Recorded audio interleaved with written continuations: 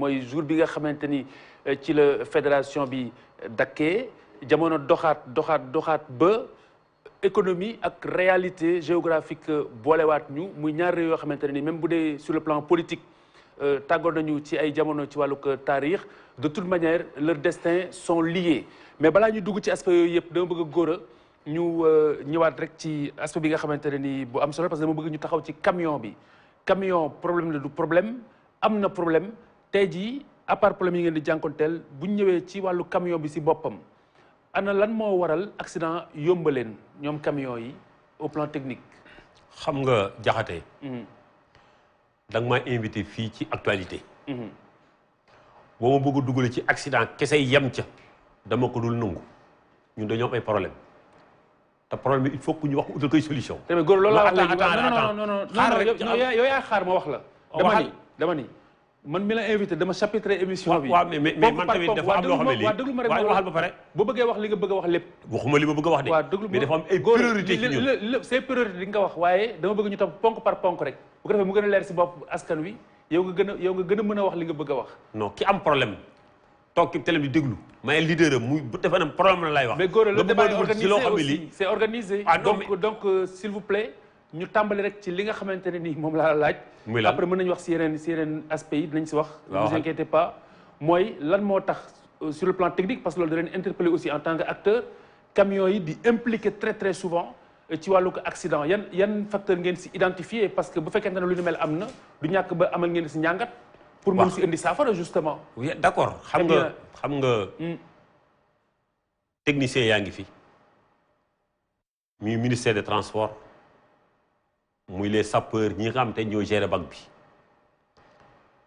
lii dee ci accident ci Sénégal gii camion ci gën a néew la te li ma wax kii du ko dindi. mën nañ si waxaat xaaral ma eggale rek waaye tamit Jaxate bu ma bëggee wax rek nga ba moom ma. non mais ne ma jógal ñibbi non dama lay delloo si.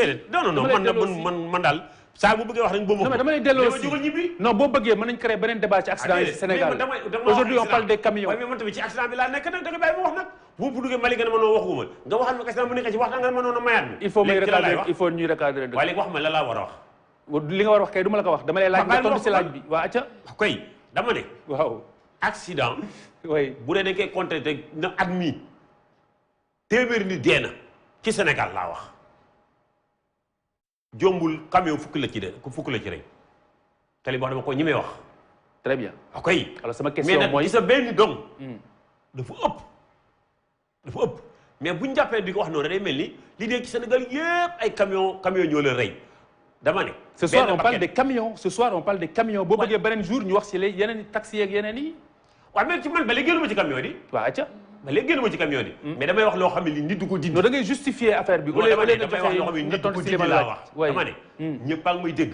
dama ne lii dee ci Sénégal bu ma ko waxut keneen wax ko dana mel ni buñ ne bag bi génn nañu ne ñaar téeméer yu te dee ci année bi nit ñi dañuy wax ne camion ñoo rey ñaar téeméer yooyu dama ne benn nit dafa ëpp mais tere ma wax ne la. camion yi dafa camion la dafa rëy. dafa am wax ne léegi ne ki doon dawal dafa gëmmentu dafa ne doon nelaw mais bokk na suñu combat ay heures de repos ñu koy réclamer chaque jour. da ngay départ Dakar fii ba Rosso doo taxaw fen da ngay départ Dakar gii ba Diboli ba Kidira doo taxaw fen départ fii ba Ziguinchor doo taxaw fen ndax dëkk boo mënti dem toutes les grandes villes mais dañoo def arrêté na camion bu fi taxaw.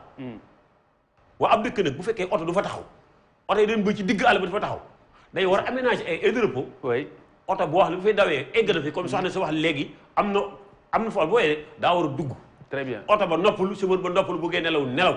yooyu dafa bokk ci lii dindi accident. mais fekkee ne lijjanti wuñu lii dindi accident te bu accident amee rek ñu naan accident la cible c' est le conducteur. très bien mais conducteur bi c' est une chaîne. très bien boobu facteur bu am solo. mais beneen facteur. contrôle routier ci lañ bokk. naka trop de contrôle tue le contrôle. waay gis nga man bu ma sañoon. diggante fii ba Rosso ñetti poste rek mooy am poste yoo xam ne yi contrôle efficace lay doon. efficace am efficacité bi contrôle yi day am impact si accident yi. dama ne 5 mètres par exemple 10 mètres bu nekk am na contrôle. mais est-ce que contrôle day am impact si accident yi. waaye xaaral dama li tax muy koy indi mooy conducteur saa bu dépassé poste bi day rattraper le temps perdu. te kooku dafay indi danger.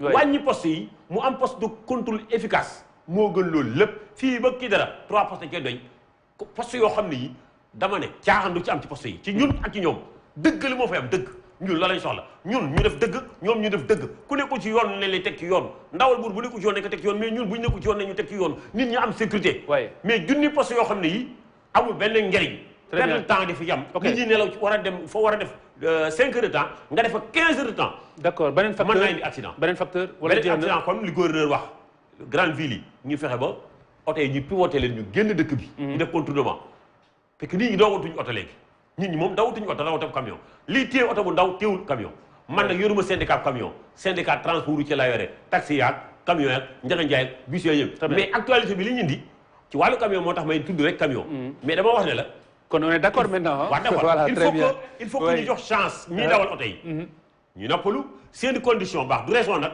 c'est une mauvaise condition du raison pour ngay ring mais dafay bokk ci li ñu xam ne day dafay jëlee accident ñu fexe ba très bien conditions yi au moins ñu xaw ko attaneel nit ñi war di noppalu nit ñi mais jox ma nangam baa mu nungu sama oto pare nga si facteurs yi wala pare go déet ci bokk na ci facteurs yi la waaw ak ban ak ban waaw foofu laa yem très bien alors am na facteur boo xam ne maa ngi doon xaar mu wax ko mooy vétusté camion yi parfois di nga jiitle camion boo xamante ne nii dafa weng